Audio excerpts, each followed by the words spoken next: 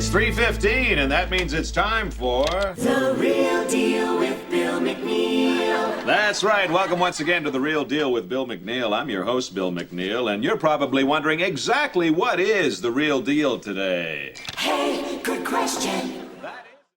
Welcome back to Thinking Critical. This is Wes, and I was anticipating having time to get my Infinite Frontier number 0 review in today, but there's been a lot of news coming out, a pretty steady stream of news coming, so probably going to be getting that to tomorrow. But I am going to be talking about Infinite Frontier right now, because it appears that DC Comics is going to be turning that into like an event series this summer.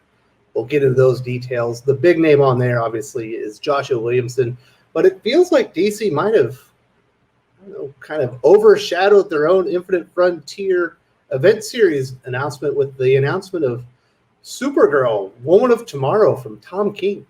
Tom King on a Supergirl book. Feels like a pretty good fit. I'll go into why I think so here in a little bit, but obviously those are the big announcements coming out from DC Comics. Now, before I get into these details, I want to say, if you like comic book news, reviews, opinions, things of that nature, and you haven't subscribed to Thinking Critical, what are you thinking for? This is likely the channel for you. Hit the bell for notifications. Give us a thumbs up if you enjoy this. Thumbs down if you don't. Definitely want to hear your thoughts on the Infinite Frontier event series, as well as Tom King being announced as writing a Supergirl miniseries starting in June 2021. So let's get right into the Supergirl news. Supergirl, Woman of Tomorrow will be an 8-part miniseries, and they're promising that this is going to be a character-defining masterpiece, the likes of which has never been seen before for DC's Maiden of Might. Now, they might be setting the bar a little bit high with statements like that, but it does have a pretty interesting creative team. We've got Tom King of Batman fame, also Vision, other things of that nature.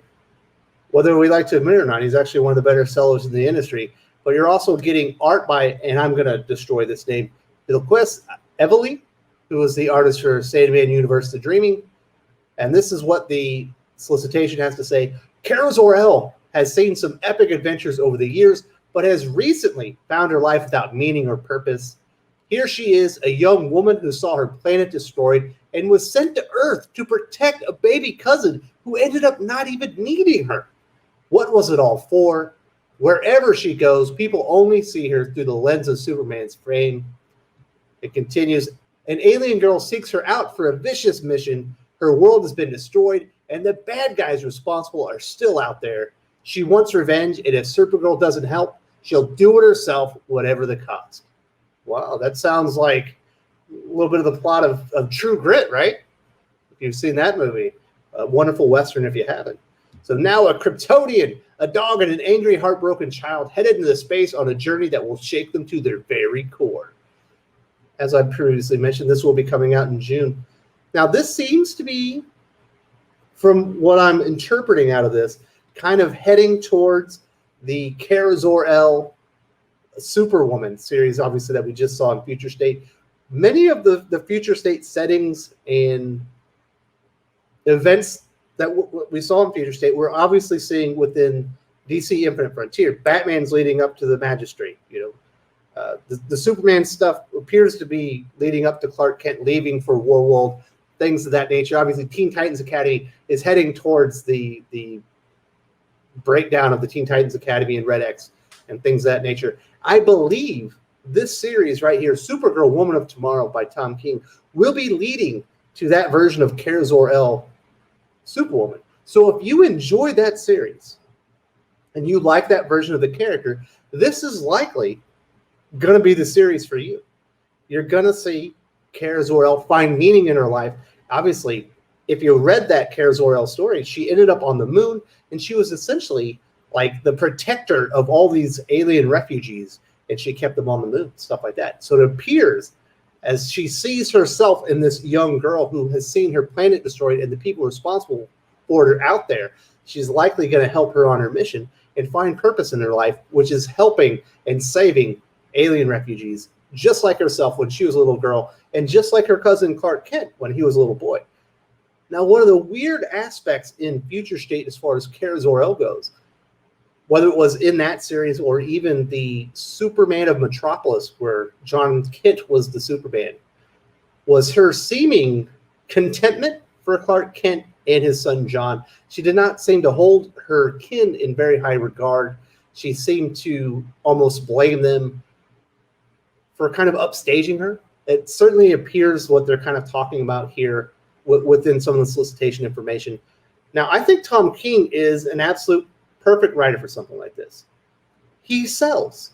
No matter what he writes, whether you like him or not. And I personally think that his work at DC, other than like Swamp Thing, Winter Special, and maybe the first 4 or 5 issues of Mr. Miracle, has been quite lackluster. And that's just my opinion. I know there are a ton of Tom King fans out there that disagree with me. But I think he's a good creator to put on this. This is the type of high-profile writer that if you want to get Supergirl a higher profile, you want to get bigger sales, and maybe get more people interested in the character. Maybe they go back and check out the history of Supergirl, or maybe you spin it out with a new creator and a new ongoing or something moving forward. Tom King's perfect for that. You know, he works much better in miniseries. This is an 8 issue miniseries, way better than what he does, you know, with the 12 issue. You know, I prefer it to be 6. I think he works even better when he's got lesser strengths than 8. But I think he'll do a good job of this. And it feels like he seems to have some issues writing male superheroes. I think that he'll enjoy writing a female superhero more. And the fact that she's not completely established. Well, I mean, she is established, but the sales aren't there. There's certainly a lot that he can work with to elevate the character. I think Tom King will take that challenge and actually do some good things with it. I think that he's maybe the perfect choice for a Supergirl Woman of Tomorrow if you wanted to get some visibility and some buzz for the series. And like I said, I think this has kind of overshadowed the DC Infinite Frontiers event series announcement. So good on DC Comics. You got some buzz out for a character that normally doesn't have buzz. You have an interesting creator on there, and we shall see what he does. But I think this is a good idea, and we shall see what Tom King does with that. Now, obviously, we know this is the day where we have a day happening in Infinite Frontier number 0. We're going to see the death of a very prominent Batman villain within there. We're going to see the new state of DC Comics moving forward. It's essentially a reset on the DC Universe with Infinite Frontier number 0. Now, we knew we were getting an Infinite Frontier number 1, I believe a couple months later. I think it was in June. But it turns out we're not just getting an Infinite Frontier number 1. We're getting an Infinite Frontier 1 through 6 to go along with number 0. And these are going to be written by Joshua Williamson. Excellent creator. One of the best creators that DC Comics has.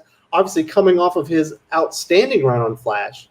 I believe of all the creators that were on DC Rebirth, he lasted the longest. He did 100 issues of Flash, which is a statement to the quality that he brought to it. And he absolutely ended it with a bang. Some of the best issues of 2020, in my opinion. We got art by Zermayako.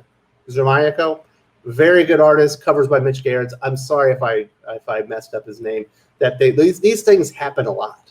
Actually, I can't pronounce a lot of names in the comic industry, unfortunately, because I'm illiterate. Now, this is going to touch on many of the storylines that you saw introduced in Infinite Frontier number 0, if you've read it already. If you haven't, go check it out and come back to the channel tomorrow, and we'll review it together. Hopefully you enjoyed it. So it sounds like the main driving force of Infinite Frontier, the miniseries, the event series this summer, is going to be Justice Society's Green Lantern Alan Scott. I believe it was in Green Lantern 80th anniversary. There was the Alan Scott story. It's certainly hinted at, subtly so, that not only was Alan Scott on Earth 2 gay, but the actual Alan Scott on Earth 0 was also gay.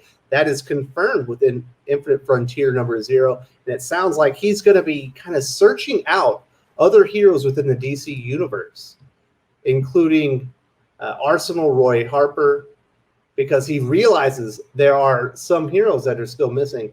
And it's also going to, I guess, tie into this Justice Incarnate. We're going to see President Superman, obviously Flash. Barry Allen is joining his team as far as Justice Incarnate. And it's going to touch more on this Omega, like Darkseid. This, I guess it's every version of Darkseid combined into one character. the most powerful Darkseid of all times. Kind of sounds like the Batman Who Lost, but we shall see. There is obviously a promotional image with it. There's a few things I notice in here that I find disappointing. I do not see Hawkman anywhere, but I do see Hawkgirl. Obviously, we are seeing the new costume for Wonder Woman as she's in Valhalla. Doesn't make a whole lot of sense why she would be in a Norse setting there, but we'll see how that gets handled and things. So it's an interesting image. I felt a few of the omissions were a bit disappointing, but I guess this is the direction of Infinite Frontier. I thought it was just going to be the one shot. Obviously, that was kicking off like DC Rebirth, DC Universe Rebirth. That is not the case. We knew we were getting a follow-up issue. It was like, is this a Marvel Comics 1000, Marvel Comics 1001, where it's just like a cash grab, but it is not. This is actually the kickoff of a new miniseries from Josh L. Williamson as we explore the new state of DC Comics in this big new era that we have. As it appears, Alan Scott will be tracking down some of the missing heroes and seeing where they are and what's going on with them. We have definitely heard that Ray Harper is no longer dead, but he does not want anyone to know that. He wants to be incognito. So I wonder if Arsenal is going to be joining Alan Scott after a little bit of coaxing to go help him track down some of these heroes. Who knows? Maybe he'll be tracking down Hawkman. Although Hawkman, if you read the Hawkman series, he lives forever. He's definitely not dead. I wonder where that character is. But that'll do it, folks. We've got some interesting information coming out of Infinite Frontier. Issue number 0 hit today. We've got issues 1 through 6 coming in the future from Joshua Williamson and Zermanico. We've also got a Supergirl series coming from Tom King, 8-issue miniseries, where it appears that he will be taking the current state of Supergirl and moving towards her destiny that we saw within Future State, where she will be essentially protecting alien refugees on the moon and basically, saving people, just like what happened to her when she was a little girl. Now, what are your thoughts on Infinite Frontier, the event series? I didn't see it coming. I imagine most of you didn't either. And are you excited about Tom King on Supergirl? He's certainly not going to deconstruct that character, right? Is he going to make her mopey like Batman? I don't think he will. If you enjoyed this video, please give it a like. I would appreciate it very much. It helps us attract more views for the channel. Subscribe for future commentary, comic book news, and reviews. And don't forget to ring the bell for notifications. If you want to talk comics, movies, and much, much more, you can follow me on Twitter at Wes_from_TC. With that, Salamat Po, and I'm out.